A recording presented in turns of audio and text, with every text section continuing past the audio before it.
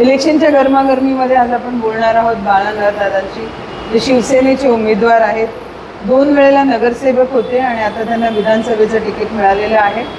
आणि त्यांनी काय काय कार्य आतापर्यंत केलेलं आहे याचा आढावा. आणि आता जी महाराष्ट्राची राजनीती डामाडोल होतीये किंवा बदललेली आहे, तर त्या बदलत्या राजकारणाचे समीकरण काय आहे किंवा पुढे काय पडसाद पडू शकतात याच्याबद्दल आपण त्यांच्याशी बोलूया.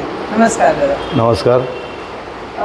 मला सगळ्यात आधी हे विचारायचं होतं की 2दा नगरसेवक आहात आणि आता एकदम वरचं तिकीट मिळालंय, तर त्याला तुम्ही कसं बघताय या उपलब्धीला? शिवसेना प्रमुख माननीय बाळासाहेब ठाकरे यांनी हा पक्ष स्थापन केल्यापासून आजपर्यंत जे काही शिवसेनेच्या माध्यमातून कार्यकर्त्यांना पुढे आणत असताना तर त्याचं काम बघितलं जातं, त्याची शिवसेना पक्षावरची निष्ठा बघितली जाते.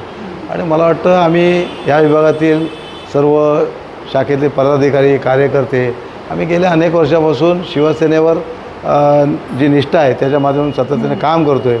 आणि म्हणून हा शिवसेनेचा बालेकिल्ला आहे.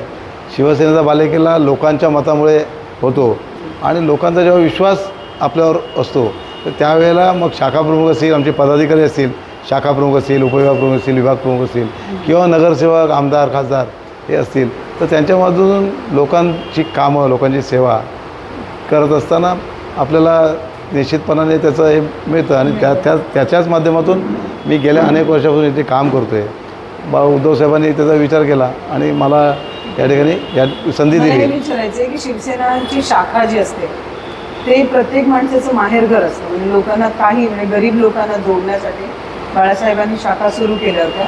तिथे प्रत्येक माणसाला वाटतं की माझा आवाज ऐकला जातो. पण ह्या शाखा जशा कमी होत गेल्या त्याच्याबद्दल तुम्हाला कधी खंत नाही वाटली की आपण लोकांची कुठेतरी दूर चाललोय? नाही, शाखा कमी कुठे नाही झाल्या. ह्या मला वाटतं महाराष्ट्राच्या पाठीवर किंवा जगाच्या पाठीवर एकमेव पक्ष असा आहे की त्याचा प्रत्येक क्षेत्रामध्ये एक काम करण्यासाठी एक व्यवस्थापन तयार केलेलं आहे. प्रत्येक विभागात, मुंबई शहरामध्ये म्हणा किंवा खेड्यामध्ये म्हणा, प्रत्येक ठिकाणी शिवसेनेची शाखा ही आहेच. ती शिवसेनेची आहे की कुठल्या नेत्याची किंवा कुठल्या लोकप्रतिनिधीची, तर त्याच्यापेक्षा जास्त शाखेला मान्यता आहे आणि लोकांचा त्यांच्यावर विश्वास आहे. कारण अनेक याच्यापासून म्हटलं जातं की शिवसेनेची शाखा ही स्थानिक न्यायालय आहे. तर त्याच्यामुळे सर्वसामान्य लोकांची कौटुंबिक असतील किंवा आपापसामध्ये असतील, जे काही अडचणी असतात, समस्या असतात किंवा भांडणं असतात, तर ते शाखेमध्ये सुटल्या जातात, सोडवल्या जातात. आणि त्यासाठी आमचे कार्यकर्ते, पदाधिकारी एक आपलेपणाने कोणाची बाजू न घेता ते सोडवतात. किंबहुना त्यांचा देखील प्रश्न सुटला पाहिजे आणि कुठेतरी त्यांचं नुकसान होता कामा नये या भावनेने काम केलं जातं. आणि म्हणून मुंबई शहरामध्ये 227 वार्ड आहेत. ते 227 वार्डामध्ये 227पेक्षा जास्त शाखा आहेत आणि हे मान्यता लोकांमध्ये मान्यता प्राप्त असं एक स्थान आहे. तुमचा जो एरिया आहे आता, हा जो सध्या तो बिल्डर लॉबीचा एरिया आहे आणि असं म्हणलं जातं की हा एरिया खूप डॉमिनंट एरिया आहे. तर ह्या एरियामध्ये सगळ्यांशी समन्वय साधून काम करण्यासाठी काय चॅलेंजेस येतात तुम्हाला? कसं आहे, विभाग आहे, ते विभागामधील रहिवासी मग ते स्लममध्ये असतील किंवा इमारतीमध्ये असेल, कॉम्प्लेक्समध्ये असतील, त्या ठिकाणी त्यांचे प्रश्न वेगळे असतात. त्याच्यामुळे ज्या ठिकाणचा जो अडचण आहे, ज्या ठिकाणची समस्या आहे ती सोडवण्यासाठी आमचे कार्यकर्ते किंवा आम्ही सातत्याने प्रयत्नशील असतो. कारण स्लममधले विषय वेगळे आहेत, त्यांच्या समस्या वेगळ्या आहेत, मोठ्या कॉलनीमधल्या त्यांच्या समस्या वेगळ्या आहेत. तर त्या पद्धतीने सोडवण्याचा प्रयत्न होतो. त्याच्यामुळे आम्हाला काही त्याची अडचण वाटत नाही. राहिला प्रश्न डेव्हलपर, विकासक यांचा आमचा तसा काही संबंध येत नाही. पण आमच्या विभागामध्ये जर एखादा विकासक आला आणि तो डेव्हलपमेंट करतो आहे तर सर्व लोकांना बरोबर घेऊन किंवा लोकांच्या संमतीने डेव्हलपमेंट होते, तर सातत्याने सहकार्य करण्याची गरज असते आणि ती आमची भावना देखील असते. कारण तो डेव्हलपर हा महत्त्वाचा नाही, आमच्या विभागाचा विकास, आमच्या विभागांच्या ज्या काही सोयीसुविधा होतात त्या फार महत्त्वाच्या आहेत. तर मला वाटतं शिवसेनेचा कार्यकर्ता म्हणून, शिवसैनिकचे पदाधिकारी म्हणून हे बघितलं जातं आणि मला वाटतं तशी काही अडचण या विभागामध्ये नाही आहे. तुमचा संकल्प काय आहे पुढे? मला वाटतं मी गेल्या अनेक वर्षापासून ह्याच शाखेमधून काम करतो आहे आणि काम करत असताना लोकांचा आशीर्वाद, लोकांचा विश्वास ज्या पद्धतीने आहे, त्याचबरोबर पक्षप्रमुख आदरणीय उद्धवजी ठाकरे यांच्या माध्यमातून आमचे शिवसेनेचे नेते अनिल परब साहेब, सुनील प्रभू साहेब, आमचे जोगेश्वरी विधानसभेचे पदाधिकारी विश्वनाथ सावंत साहेब सर्व उपविभाग जी आमची जी फळी आहे संघटना आहे, संघटना बांधणी आहे, त्यांच्या माध्यमातून जे काही आमच्यावर जबाबदारी पडते ती आम्ही प्रामाणिकपणे पार पडतो. या विभागामध्ये गेल्या अनेक वर्षापासून शिवसेनेचा उमेदवार निवडून दिला जातो, परंतु अनेक अशा समस्या आहेत की सर्वसामान्य लोकांना ज्या अडचणी भेडसावत आहेत किंवा विकासाची कामं आज अडलेली आहेत ती पूर्ण करणं फार गरजेचं आहे. आणि निश्चित मला जी संधी आता मिळाली आहे त्या संधीच्या माध्यमातून मला आमदार म्हणून निवडून आल्यानंतर मी प्राधान्याने या विभागातले की झोपडपट्टी पुनर्वसनाचे प्रोजेक्ट असतील, प्रकल्प असतील, ते अडकलेले असतील, काही लोकांची भाडी मिळत नसतील, ह्या ज्या काही समस्या आहेत ज्या सर्वसामान्य लोकांच्या दैनंदिन जीवनाशी निगडीत आहेत त्या सोडवण्याचा प्रथम प्राधान्याने प्रयत्न करणार आहे. त्याचबरोबर मुंबई महानगरपालिकेचा एक विकास आराखडा आहे. त्या विकास आराखड्यामध्ये जे काही आरक्षणं आहेत, मग रस्ते असतील, उद्यानं असतील, बगीचा असेल किंवा हॉस्पिटल असतील, शाळा असतील, ज्या काही असतील त्या विकसित करून एक आपला विभाग चांगला कसा होईल किंवा संपूर्ण विकसित कसा होईल ते प्राधान्य मी निश्चितपणे बघणार आहे. मला एक प्रश्न हा विचारायचा होता की तुम्ही बाळासाहेबांपासून उद्धवपर्यंत आता शिवसेनेमध्ये आहात आणि आता शिवसेनेचे 2 गट पण झालेले आहेत, तर तुम्ही काय मिस करता त्या शिवसेनेमधलं जे बाळासाहेबांचे होते? शिवसेनेचे गट तट असं मी मानणार नाही, तर शिवसेना ही शिवसेना आहे.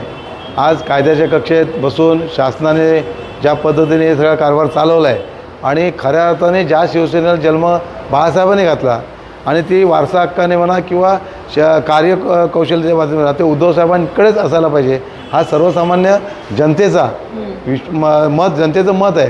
परंतु आज जे काही कोर्ट, सुप्रीम कोर्ट, हायकोर्ट यांच्यामधून ज्या पद्धतीने या निर्णय रखडलेला आहे किंवा प्रलंबित आहे तो विचार करणं हा भाग वेगळा आहे. परंतु शिवसेना ही बाळासाहेबांनी निर्माण केली आहे, ती उद्धवसाहेब अधिक चांगल्या प्रकारे सांभाळत आहेत आणि शिवसेनेचे गट तट झालेले बिलकुल नाही आहेत. जे स्वार्थी होते ते पळून गेलेले आहेत आणि शिवसेनेला जरी असे किती लोक गेले तर कुठल्याही प्रकारचा फरक पडत नाही, कारण शिवसेना प्रमुखांच्या विचारांवर प्रेम करणारा किंवा शिवसेनेवर प्रेम करणारा जोपर्यंत तळागाळातला शिवसैनिक आहे, या विभागातला नागरिक आहे, तोपर्यंत शिवसेना कधीही कमजोर होणार नाही. मला वाटतं विश्वास आहे की आज देखील या विभागामध्ये जी जनता आहे ही बाळासाहेबांच्या विचारांनी प्रेरित झालेली आहे. त्याच्यामुळे इथे किती जरी आव्हानं आली, किती जरी काही संकट आलं तरी शिवसैनिक म्हणून मला ती मोठी वाटत नाही, कुठली खंत वाटत नाही. खंत याच गोष्टीची वाटते की ज्या लोकांना शिवसेनेने मोठं केलं ते शिवसेनेला विसरून शिवसेनेला संपवायला निघाले, परंतु त्यांची जागा त्यांना दिसल्याशिवाय राहणार नाही, लोक दाखवल्याशिवाय राहणार नाहीत, हा माझ्या मनामध्ये विश्वास आहे. मला हे सांगा, तुम्ही ॲज अ नगरसेवक काय काय कामं केले प्रमुखांनी? 5 काहीतरी कामं सांगा. मला या ठिकाणी संधी मिळाली, मी 2 वेळा नगरसेवक होतो. या विभागातले जे मूलभूत सेवा सुविधा पुरवण्याचं काम हे सातत्याने मी केलं. त्याचबरोबर माझ्या विभागामध्ये मुंबई महानगरपालिकेचा आराखडा आता समोर ठेवून माझ्यावर जी आरक्षण होती, एक जवळजवळ 12 एकरचा शिल्पग्रामसाठी एक आरक्षण होतं, तो शिल्पग्राम मी विकसित केला आणि मुंबई शहरामध्ये एक पहिला शिल्पग्राम त्या ठिकाणी जनतेसाठी सुपूर्द केला आहे. आज त्याला चांगला प्रतिसाद मुंबईकरांकडून मिळतो आहे. प्रतिदिन मोठ्या संख्येने तिथे त्या ठिकाणी लोक येतात आणि 12 बलुतेदार म्हणजे शिवाजी महाराजांच्या काळापासून ही समाजव्यवस्था 12 बलुतेदारांच्या माध्यमातून सांभाळली जात होती. त्या पद्धतीने त्याचं प्रदर्शन त्या ठिकाणी मांडलेलं आहे. मला वाटतं त्याचबरोबर एक शाळेचं आरक्षण होतं, त्या शाळेच्या आरक्षणासाठी असलेली जागेमध्ये ती शाळा विकसित करून 4 माळ्याची चांगली इमारत त्या ठिकाणी बांधली आहे आणि आज CBSE बोर्डाची शाळा या ठिकाणी चालू आहे. आणि मला आनंद या गोष्टीचा आहे की पूर्वी मुंबई महानगरपालिकेच्या शाळेमध्ये कोण प्रवेश घ्यायला मागत नव्हता, परंतु आज CBSE बोर्डाच्या शाळा तिथे सुरू झाली आहे. त्या शाळेमध्ये आज ॲडमिशन मिळत नाही आहे, तिथे रांग लागलेली आहे, हा एक वेगळा आनंद आहे. त्याचबरोबर मेघवाडीसारखा माझा विभाग आहे, त्या विभागामध्ये दरवर्षी गेल्या अनेक वर्षापासून मेघवाडीचा जो मजाज नाला आहे त्या मजाज नाल्याच्या पावसाळ्यामध्ये दोन्ही बाजूला, एका बाजूला श्यामनगर आहे, दुसऱ्या बाजूला मेघवाडी आहे, त्या दोन्ही बाजूला वर्षातून 2 वेळा ते 3 वेळा जेव्हा मोठा पाऊस येईल तेव्हा जवळजवळ 500 लोकांच्या घरामध्ये पाणी जाऊन अतोनात हाल होत होते, नुकसान होतं. तो नाला आम्ही गेल्या 5-6 वर्षापूर्वी बनवला. रात्रंदिवस मेहनत करून तो बनवून घेतला. काही लोकांना त्याचे पुनर्वसन करावं लागलं, ते देखील करून घेतलं. आज 4 वर्षापासून त्या लोकांना चांगला दिलासा मिळाला आहे आणि लोकांना खरंच ही काम केल्याचं आम्हाला देखील समाधान आहे. दुसरं जोगेश्वरीमध्ये जोगेश्वरी गुंफा आहे. ह्या जोगेश्वरी गुंफेच्या ठिकाणी त्याचं एक सौंदर्यीकरण व्हावं आणि माझा गेल्या अनेक वर्षापासून प्रस्ताव आहे की जोगेश्वरी गुंफेवरचा जो भाग आहे एक थीम पार्क एक चांगलं त्या ठिकाणी व्हावं आणि जोगेश्वरी गुंफेवर असलेल्या लोकांचं जवळच पुनर्वसन व्हावं, ते देखील बेघर होता नाही अशा पद्धतीचा त्या ठिकाणी माझा प्रस्ताव आहे. तो देखील पूर्ण करायचा आहे. दुसरं त्या ठिकाणी गुंफेच्या परिक्षेत्रामध्ये डेव्हलपमेंट होत होती आणि डेव्हलपमेंट होत असताना महानगरपालिकेकडून त्याला परमिशन मिळाली आणि परमिशन मिळाल्यानंतर कोणी एक व्यक्ती कोर्टामध्ये गेला. कोर्टामध्ये गेल्यानंतर तो प्रोजेक्ट रखडला. त्या प्रोजेक्टमध्ये जयंत चाळ म्हणून होते. जयंत चाळीमधले 18 लोक आज 25 वर्षापासून बेघर आहेत. खऱ्या अर्थाने शासनाने त्यांना न्याय देणं गरजेचं आहे, कारण तो इथले रहिवासी आहेत. त्यांची कुठलीही चूक नसताना शासनाच्या किंवा महानगरपालिकेच्या मान्यतेने तो प्रोजेक्ट सुरुवात झाली. त्या लोकांना पुनर्वसन त्यांचं करण्यात आलं तात्पुरतं आणि तो प्रोजेक्ट रखडल्यामुळे त्यांना कायमस्वरूपी घर मिळू शकलं नाही. याची जबाबदारी खरं तर शासनाने घ्यायला पाहिजे. याच्या अगोदरच्या प्रतिनिधींनी त्याच्यासाठी आवाज उठवला पाहिजे होता, परंतु तसं झालं नाही. हे दुर्दैव आहे. मला विश्वास आहे की शासनाने याचा विचार करणं गरजेचं आहे आणि मी प्रथम जर कुठला विषय घेणार असेल तर त्या जयंत चाळीतल्या 18 लोकांचं पुनर्वसन कसं होईल, लवकरात लवकर कसं होईल यासाठी प्राधान्याने मी लक्ष देणार आहे. दुसरी, मुंबई शहरामध्ये वाहतूक कोंडी आहेत, पण या मेघवाडीमध्ये किंवा या जोगेश्वरी विधानसभेमध्ये मेघवाडीच्यापासून जो BT रोड जातो हा BT रोड अतिशय अरुंद आहे आणि त्या ठिकाणी वाहतूक मोठी आहे. त्यामुळे जे सातत्याने होणारी वाहतूक कोंडी आहे त्याचं देखील कुठेतरी रुंदीकरण होणं, रस्ता डेव्हलप होणं हे असे अनेक कामं आहेत. परंतु या क्षेत्रामध्ये जे विकासाची कामं आहेत किंवा जनतेला भेडसावणाऱ्या समस्या आहेत त्या प्राधान्याने घेऊन सोडवण्याचा प्रयत्न करणं गरजेचं आहे. ते मी करणार आहे. दुसरं आरे वसाहत आहे. त्या आरे वसाहतीमध्ये इको सेन्सिटिव्ह झोन जाहीर केला आहे. त्या ठिकाणच्या मूलभूत सुविधांसाठी पासून लोक वंचित आहेत. तीसुद्धा माणसं आहेत. त्या माणसांना त्या सुविधा मिळणं फार गरजेचं आहे. परंतु शासनाचे लक्ष तिकडे केंद्रित करून एक तर त्या ठिकाणी त्यांना मूलभूत सेवा सुविधा द्या किंवा त्यांचं पुनर्वसन करण्यासाठी काही धोरण आखा, त्यांचं पुनर्वसन करा. परंतु कोणी व्यक्ती, कोणी माणूस त्याचा जो हक्क आहे तो हक्क हिरावून घेऊ शकत नाही. त्यांच्या सुविधा शासनाने पूर्ण करणं हे गरजेचं आहे. त्याचा देखील मी पाठपुरावा करणार आहे. चिन्ह आणि पक्षाचं नाव बदलण्याने बरंच काही बदल केला. खरी गोष्ट आहे. जेव्हा चोरी घरामध्ये होते तेव्हा नुकसान तर होतंच. त्याप्रमाणे आमचं चिन्ह हे चोरलं गेलं आहे, आमचा पक्ष चोरला गेला आहे, बाळासाहेबांचं नाव चोरलं गेलं आहे. तरी देखील आता ते लोकांना समजलं गेलं आहे. मला वाटतं रमेश लटके आमचे आमदार होते, त्यांचं निवर्तन झाल्यानंतर त्यांच्या मिसेस त्यांची पत्नी निवडणुकीला पोटनिवडीला उभी राहिली आणि त्यावेळी ते भरघोस मतांनी निवडून आली. त्यावेळेला मशाल चिन्ह अल्पावधीत लोकांपर्यंत पोचलं. बाळासाहेबांचा विचार हा लोकांपर्यंत पोचलेला आहे. त्या निशाणी कुठली असो, थोड्याफार प्रमाणात आमचे ज्येष्ठ नागरिक, शिवसैनिक वगैरे आहेत, त्यांच्यामध्ये अजून देखील गैरसमज आहे, परंतु दूर करण्याचा आमचा प्रयत्न आहे. परंतु बाळासाहेबांचा विचार हा सर्वसामान्य तळागाळात पोचलेला आहे. त्यांनी दिलेली मशाल ही पूर्वी आमची शिवसेनेची मशाल हे चिन्ह होतं, आता ते पुन्हा मिळालं आहे. आता ती मशाल प्रखरपणे पेटणार आहे आणि निश्चितपणाने हे गद्दार असतील किंवा शिवसेनेला धोका देऊन गेले असतील किंवा लोकांसाठी काम न करता जे फक्त सत्ता उभवत आहेत त्यांच्यासाठी असेल, त्यांच्या बुडाखाली ही मशाल लागल्याशिवाय राहणार नाही हा देखील माझा विश्वास आहे. एक लास्ट प्रश्न, बाळासाहेब कोणाचे? बाळासाहेब शिवसैनिकांचे, या महाराष्ट्राचे, या देशाचे, या राज्याचे. कारण बाळासाहेब हे बाळासाहेब होते. एकमेव नेता जगामध्ये त्याचं नाव घेतलं जातं की कुठल्याही प्रकारचं पद, सत्ता, संपत्ती याच्या पाठीमागे न पडता सर्वसामान्य लोकांना न्याय देण्यासाठी आपलं आयुष्य पूर्ण घटवलं ते बाळासाहेब. त्याच्यामुळे बाळासाहेब हे सर्वांचे आहेत. सर्वांचे जरी असले तो जो निष्ठेने शिवसेनेच्या निष्ठेप्रमाणे काम करतो त्याचे बाळासाहेब आहेत. ते कुठलीही शिवसेनेचे असू. निश्चितपणे जे गद्दार करून गेले ते शिवसेना असू शकत नाही. शिवसेना ही बाळासाहेबांच्या उद्धव साहेबांकडे आहे. ते कोणी जरी सांगितलं, कोणी जरी आव आणला हे आपल्याला निश्चितपणे दिसून येईल. हे लोकांना कळतं आहे, सांगायची गरज नाही.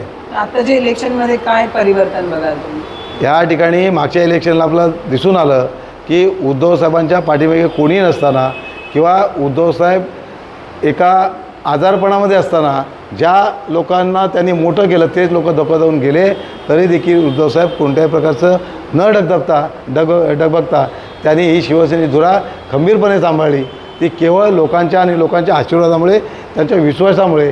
त्याच्यामुळे उद्धवसाहेब ज्या पद्धतीने हे काम करत आहेत त्या संपूर्ण जनता जनार्दनचा आशीर्वाद त्यांच्या पाठीमागे आहे. हे कोणत्या प्रकारची अडचण शिवसेनेला होणार नाही. तुमच्या वोटर्ससाठी काय मेसेज असेल? मी माझ्या विभागातील सर्व मतदार बंधू भगिनींना एकच आवाहन करेन की गेल्या अनेक वर्षापासून 34-35 वर्ष मी आपल्या विभागामध्ये प्रामाणिकपणे सेवा करतो आहे.